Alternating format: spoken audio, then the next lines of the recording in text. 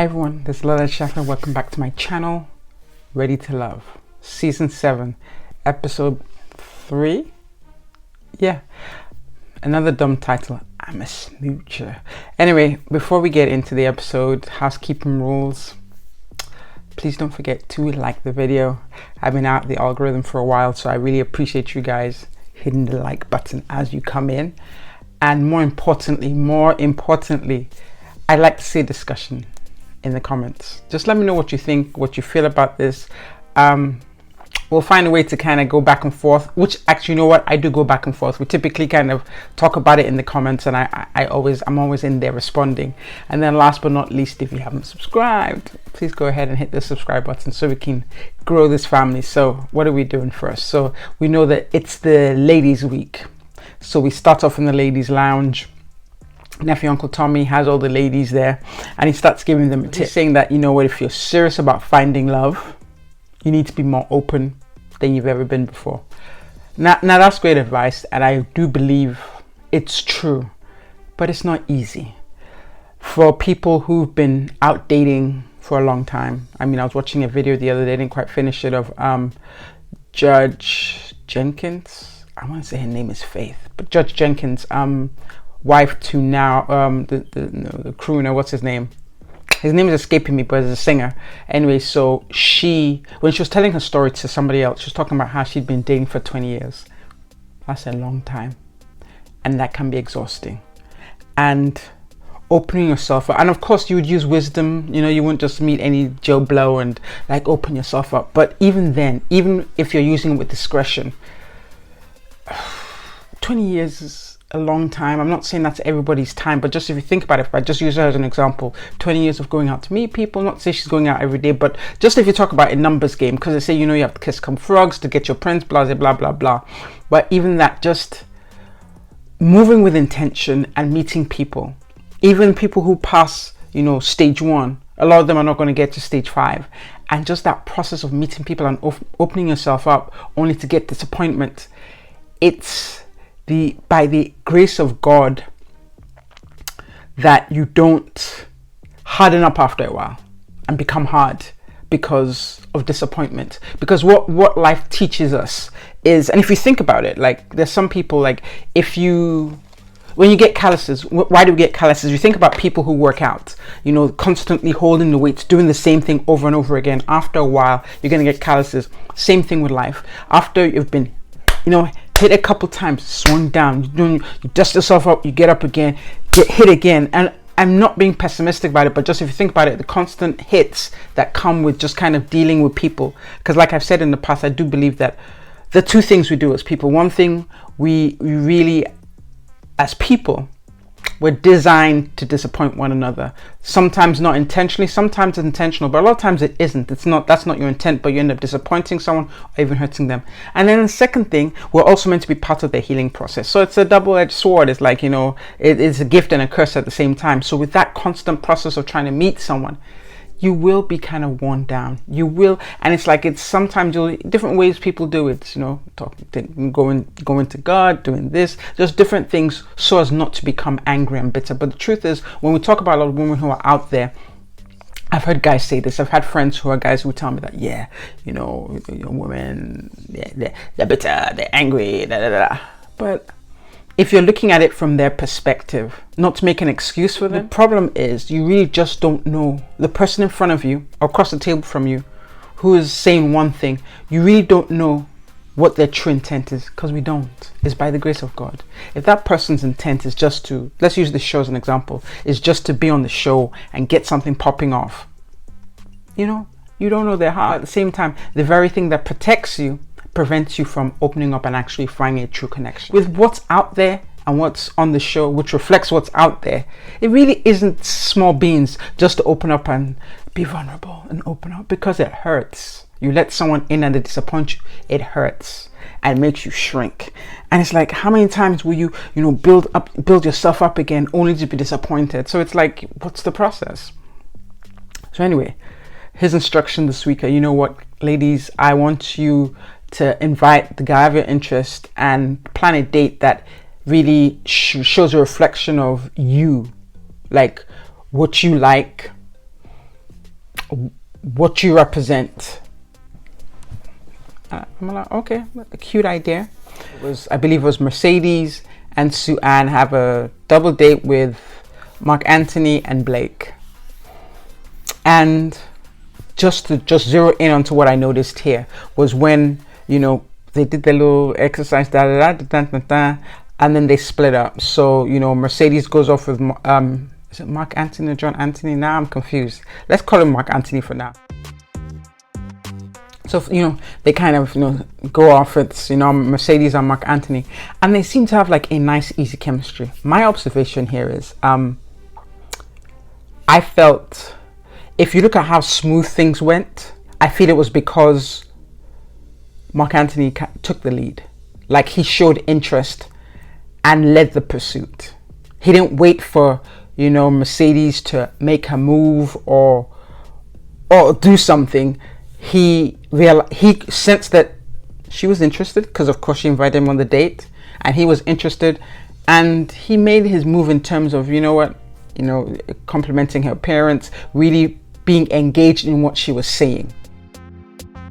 So meanwhile, Kid and Play over here, or should I just say Kid, aka Blake, like, it makes me realize, or makes me think, that the awkwardness that was in the date between him and Z last week really didn't have a lot to do with Z, but maybe to him. So he seemed to be getting on a little bit better with Sue Ann, but that, to me, there didn't seem to be a fluidity or a smoothness. Now, this might be because the camera's rolling.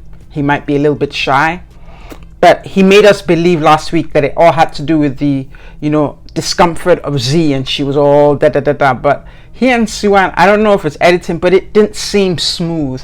I don't really feel like the chemistry. I know he was like, come close, but yeah, I wasn't feeling it. Like, some might say that because I'm not really feeling Blake, I don't know, but it didn't feel as smooth. He seemed a little more reserved. He didn't set a tone. I'm just saying, like, you know, leadership qualities, like, stand up. I don't know. That's all I can say. Like, I don't feel like he did that. At the end of the date, I felt like he left her guessing and left us guessing. Like, you know, is he playing the game to continue, or was there genuine interest? Like, it wasn't a convincing performance of a genuine interest, in my opinion. It just seemed very like he seemed away from it. Make that however that makes sense to you. Now, the next date, Cynthia and Andre. So I've said from last week that I really do like Cynthia, the way she thinks, the way she moves, and even in this exercise, she really took this seriously. The instructions were: set up a date that reflects you, and open up yourself and be vulnerable and say something that you otherwise wouldn't say so early in the dating process. Cynthia must have been really good at school, because she did that assignment and she executed it perfectly. So she, you know, they go sip and paint because she likes to paint. She finds it relaxing, and she didn't just open up about something random. She went to the in caucus and brought something out. She was very open, very vulnerable, and even me as just a viewer on the side, like, I was feeling for her. Like, I was like, it made me double, and like, you know, I like you, girl. Like, I'm really feeling that's a sister right there. Like, that's what it made me feel, because what she talked about was something I think a lot of us can identify with, that because of the circumstances that life has dealt us, we're tough. We've been toughened. But keeping in mind that tough exterior is merely what we use to move through or navigate this world. Just like, you know, men in, you know, spacemen, when they go to space, in order to survive the gravity pull, they have to wear a spacesuit to survive. I feel today that women in general who are out there in the workforce, you know, taking care of their kids, whether they're single parents or not, doing this, doing that, doing all these different things, in order to survive that pull of life, they have to wear this exterior coat. It's a heavy suit. I think most men you'll come into contact with will say that they don't want to wear that suit, but circumstances of life has led them to have to put on that suit in order to survive. But what would they prefer? They would prefer to put that suit off to the side, particularly when they get home. And that's something she kind of broke down with Andre. She's like, yeah, you know, how did she put it? She said, two things she said. Would he be patient? Would he be the kind of guy who would be patient with a woman who had that tough exterior but needed some time to soften up? One. And in order for him to give that time, would he be able to see the true woman behind the shield or behind the suit? And then, you know, embrace her and teach her what a real man, how a real man operates. That's real, and that's heavy. That's real just for real life. Like, if that was not even with cameras rolling, that was some realness for regular life. Talk about realness for the camera. And it meant so much, I think, to all of us, that she teared up, because what she said she'd recognized is that thus far, I believe she's 37, thus far, in order for her to navigate life, she's worn this, you know, suit. And what she's realized it has done, it's, you know, she believes that wearing the suit has been a part of why things may have gone left, because she wasn't open and she felt like she'd been robbed of real life experiences, and that's what made her tear up. And, you know, honestly, right there in the camera, she's like, I don't want to be crying, and like, yo, she got me. I'm just like, and Andre, I don't, you know, you'd have to be, I don't know what kind of human being you'd have to be not to be softened up by that one. And what I really appreciated that Andre did in that moment was, you know what? He said, I promise not to take advantage of this vulnerability. Now, if he meant that, that's left for us to see. But I do believe in the moment he felt that. But for him to recognize that, recognize what it took to appreciate it, both in front of her and in his confessional, he earned some respect from me. I mean, I've not really hated him, not really liked him, just kind of look at him like, let's see what you're about. But in that moment, I had respect for him because he really was there to support her. And I think I talked about it in the last video about if you can create a safe physical and emotional space for a woman, she'll open up like she's never opened up before and show you love like she's never been able to show before. And you know what's funny about that is, I put a snippet on that in my on my IG live, and one or two men would jump in there, and that's all I said.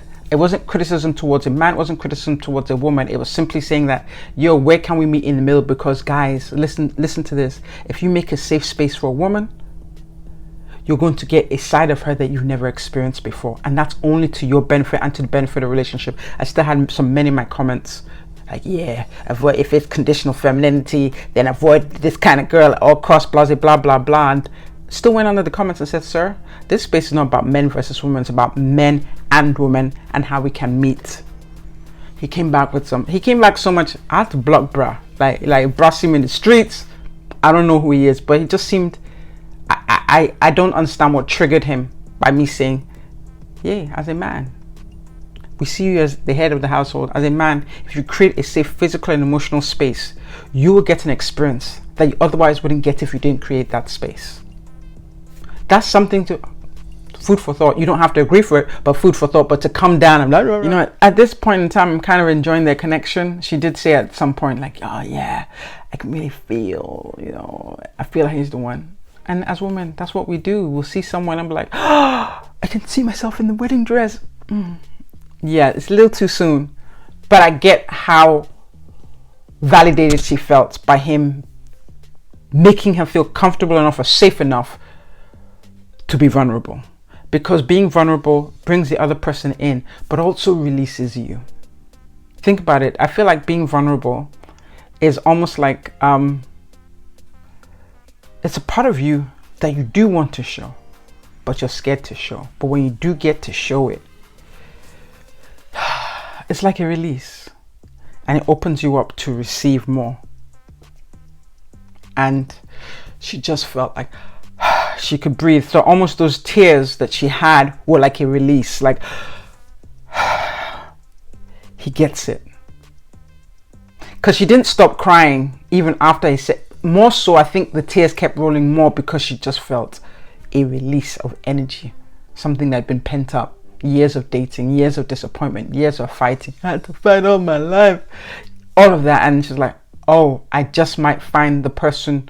Because ultimately, I think, I can't speak for everyone, but a lot of people want to find that person.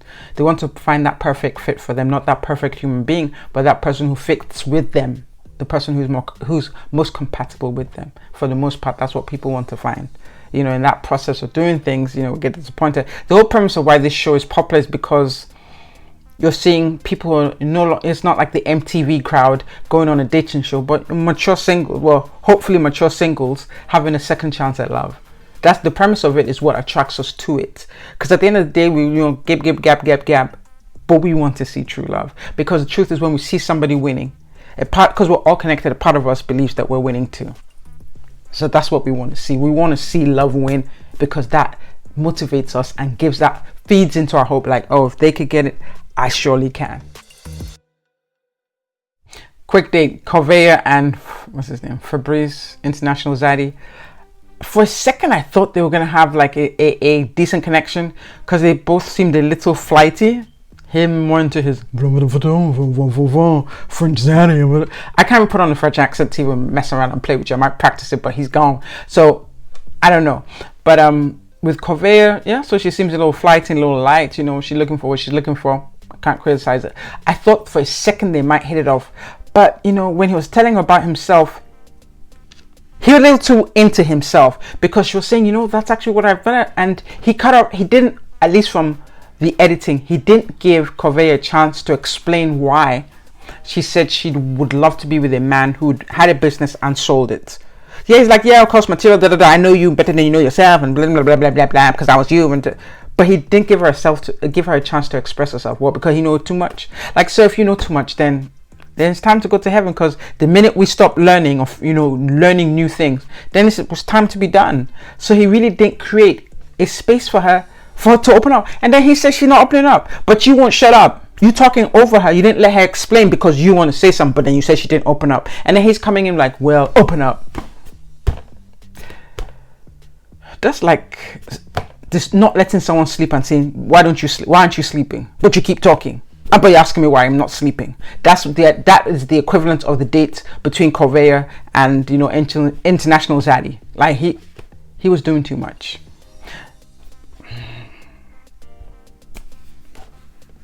Age, like we know, doesn't always mean wisdom. So the next date to show, you know, be vulnerable and show that, you know, show an interest. Morgan, Marcia, and Lyndon and Tony. Okay, so they had like a picnic. That wasn't really. This was like a C-. I'm sorry, like a picnic, C-. And you know, they pair off. You know, Morgan goes off with Tony, Lyndon with Marcia. I don't believe that Morgan and Tony said anything that was really like something new or different. I feel like, yeah, nothing comes to mind. So yeah, the whole scenario, I give them a C- for their efforts, because I don't feel like it really reflected them. So if you break it down, go to Lyndon, Marcia first. If I heard correctly, y'all can tell me in the comments. You know, Marcia said, yo, you collected my number, but you didn't use it. And he is like, you know, you've been busy. And blah, blah, blah, blah. But Marcia put his foot to the fire and called him out and said, no, like, you can't be too busy for something you're interested in. You'll make time for something you're interested in. No lies detected. Facts, as the kids say. 100, that's true. You'll make time for what you find that's important to you. Because let's backtrack for a second. If we remember correctly, at the beginning of that date, what did Morgan say? Morgan said, I've been talking to Lyndon and Tony a lot over the last week. Those are the two main connections I have.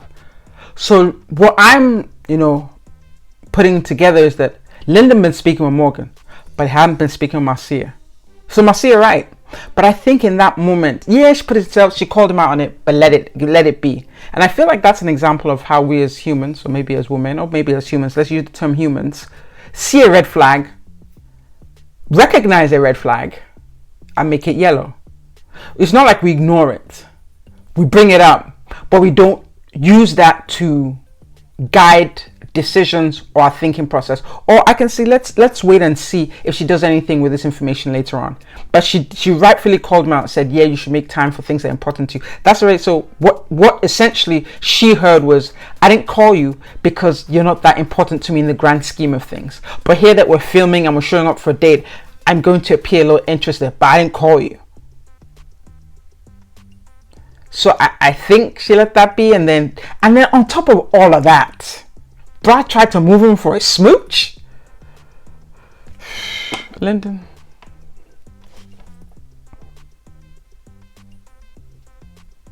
That's all I have to say. I really want to hear. I would like to see some further breakdown on how Marcia feels about this, because on one hand, he didn't create the time to call her, but on the second hand, he thought he could just smooch, just move in for a kiss. Like there was zero chemistry. Okay, maybe not. Maybe I wasn't there. Maybe their chemistry was at a 10%. Like, it wasn't completely dead battery. It was at 10, the 10%. But he thought, like, he couldn't read the room. In his mind, he thought that, yo, like, let me move in. The next date that I thought of mention of note was the date between Demario, Mr. Accountant, trying to be fly, but probably just a straight-laced guy trying to appear interesting, and Jeffrey. So she took him to, like, you know, a stable to ride horses because she's a country girl and she just wanted to see how you would hang. And she asked real questions. I think that's a good question. As a woman, particularly with a man who doesn't have children, how does he see that? Is that a hindrance? Is that, you know, does that block their connection? Is he just, you know, would he be able to pursue it further than past the show? Or would the fact that she has, I think, 2 or 3 children be in the way?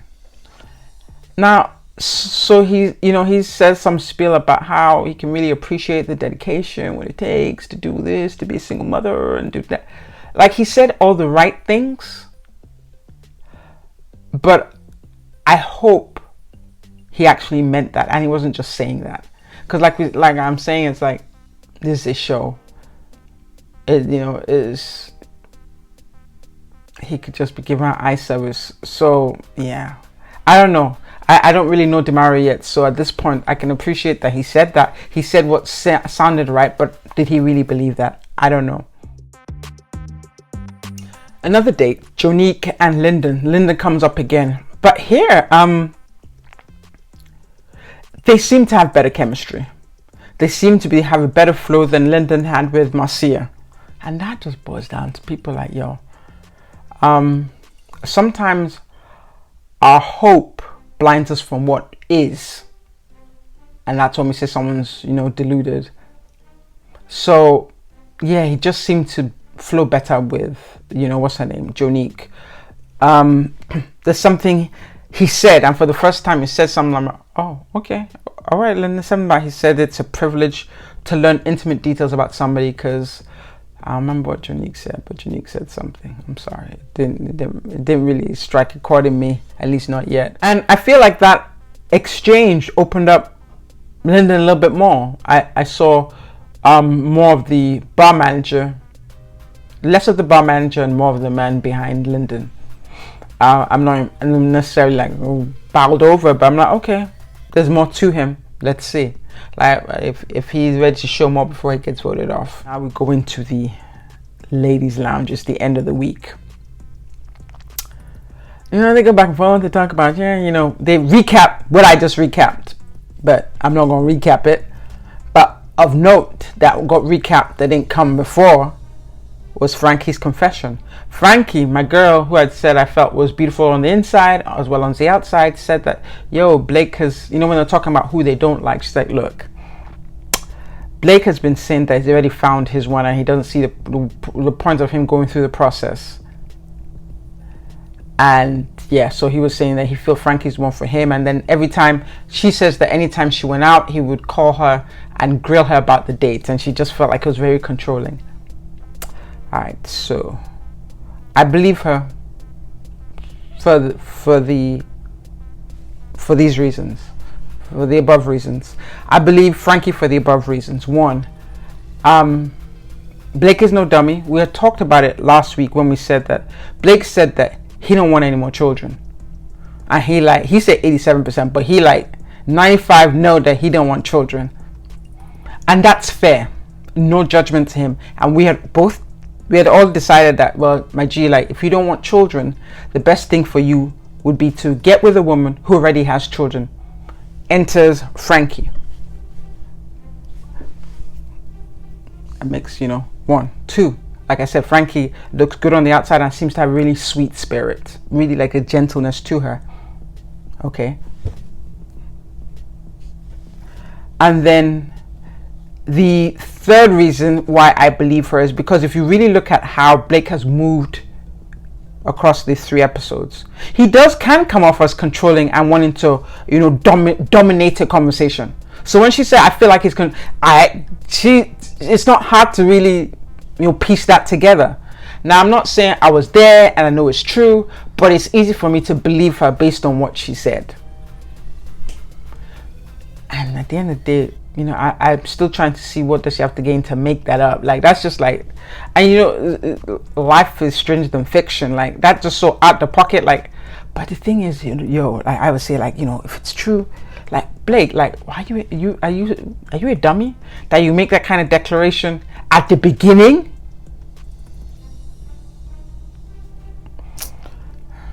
Yeah. Or are you just so confident? Yeah. I don't know. But for all those reasons, for the above reasons, I believe what she said. And I feel like she disclosed that because she really wants him gone. She almost feels burdened by his constant calling but doesn't want to be rude, so lets him talk. Which woman hasn't done that before? Didn't just tell him how she felt, didn't cut him off, shut him down, but let him just babble on just to be polite. We don't get those same graces, but I digress. Going into the elimination dates. So, we know the bottom 2, Blake, International, Zadi, Fabrice. Alright, so, the ladies that talked about here, Fabrice talking about really trying to infuse sex in there by force. So, Fabrice sits down with Marcia. And case in point, International Zadi behaves exactly as they described him. So she's wearing, the style, cleavage, but da da da. I wasn't there. Don't know how much cleavage was that, but he was layering. It was just, he's not an unattractive man. He's not. Physically, he's not unattractive. He seems to be a fair height. I don't think he's short. He seems to be marginally successful, well traveled, so some kind of experience, but the way he behaves or the way he has portrayed himself on the show would make us understand why he's still looking. I'm sorry, because when they got over that hump of him layering at her breast and she felt the need to pull her shirt, uncomfortable, because it's if you can't read the room, she was uncomfortable with the way you were looking at her, and it was unapologetic. His words were well, isn't that why you're wearing that? Okay, yeah, that's why she's wearing that, but she doesn't need you to be so obvious and just tasteless and classless. I thought you were well traveled, so that I would assume that would mean you were cultured. I had some decorum about you, and hopefully some self-control and some common, with a dash of common sense, but it looked like all those were absent. So, yeah, and because the biggest thing is, I don't know how y'all feel about this, but I'm of the opinion that no matter how a woman dresses, that's not an invitation for her to be touched. I don't know how y'all feel about that, but that's how I strongly feel. I may not agree with some of the fashions today, because I've been around for a minute. I may not agree with all the fashions today, but regardless, I don't care how she dressed. If she didn't invite you, don't invite yourself. And he looked like the kind of person that would invite himself the way he was acting. If he acting like that in a public place with cameras rolling, that's going to be shown on national, that I say global platform, then my G might not be the kind of person you want to be seen with or just be stuck with in a dark alley in a short skirt. I'm not saying anything, but I'm saying something. I don't know. International Zadi was unapologetic about his behavior both at the table and his past behavior. He called them immature, and I was like, well, fancy that. Like, immature Zadi, he called people immature. Like, he just, but at least he didn't break a table, because like that immature that I'd expect him to break a table. Like, he just, or maybe, and this is what I say about reality shows. As human beings, we really are three-dimensional. We are many things all at the same time. 2 or 3 things about a human, actually at least 3 things about a person can be true at the same time. But when we talk about a show that's geared just for entertainment, they will, for the sake of entertainment, give you one side.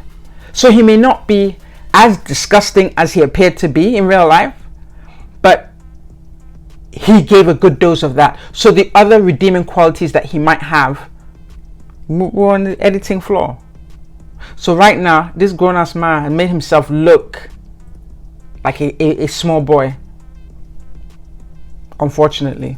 Anyway, so he exits stage left. They said, we done with this little pervert. Wait, bye.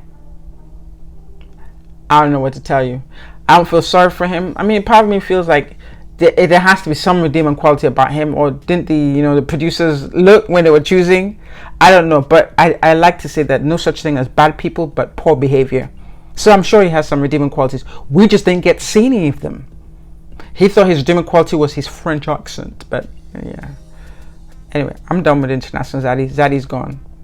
Alright, back to Blake and Sue-Ann. So Sue-Ann kind of explains to him that, I heard about, this thing that you said to Frankie. Of course, he's denying it. No, I didn't say that. And then, Sue-Ann, I'm of 2 minds. So my first mind is, okay, I get her wanting to believe him. Like, yeah, I want you to stay, I believe you. But at the same time, I'm like, sis, take that with a pinch of salt. There's no smoke with no fire. There's never any, when you see smoke, look for the fire. Fire somewhere. It might be too far away, but the fire is somewhere. 1. And then 2, it's like, when he's saying that, she told him that, well, you have to be gentle with ladies. They've said you're a little bit combative. And he's saying, well, with this kind of news, I'm going to be a little more rough. Like, who are you threatening? Where the producers? Well, I guess they let them do this nonsense because it makes good TV. But at this point, I'm like, could we have a double elimination? Because, like, he has nothing. Like, at this point, it's like, you are threatening to be even rougher? That's what you're saying? As a gentleman, you're meant to be a gentleman. I think he has daughters, doesn't he? Yo, like, I want to see how this plays out. But Sue-Ann seems a little too eager to believe him. And what caught me about that is that's you and that's me.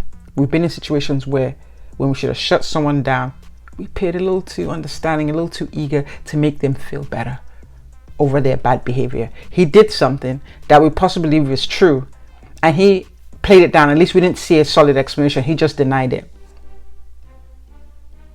Yeah, I'm declaring and you're declaring with me, right? You're listening to me. Woman, listen to me now. Declare with me. There's not a scarcity of men. The man for you is out there. Don't believe that toxic rhetoric that says that we have to settle or manage. That's not your portion. It's not my portion. So us having to accept less than what we deserve should no longer be what we should be talking about. So Miss Sue-Ann, if it walks like a duck, talks like a duck, it's a duck. So be careful. But I'm curious to see how this plays out, because I want to see Sue-Ann get drawn in to this nonsense, because something is there. Like, what they say about the truth, it's not on her side, it's not on his side, it's somewhere in the middle. He said something that wasn't complimentary. That's what I have to say. And what do we have? We end up with Blake being saved. Blake's been in the bottom 2. This is the second time. And he's not an unattractive gentleman, but the inside that we're seeing, that he's portrayed, is very unattractive. And please don't forget to like and subscribe if you haven't. Lola, over and out.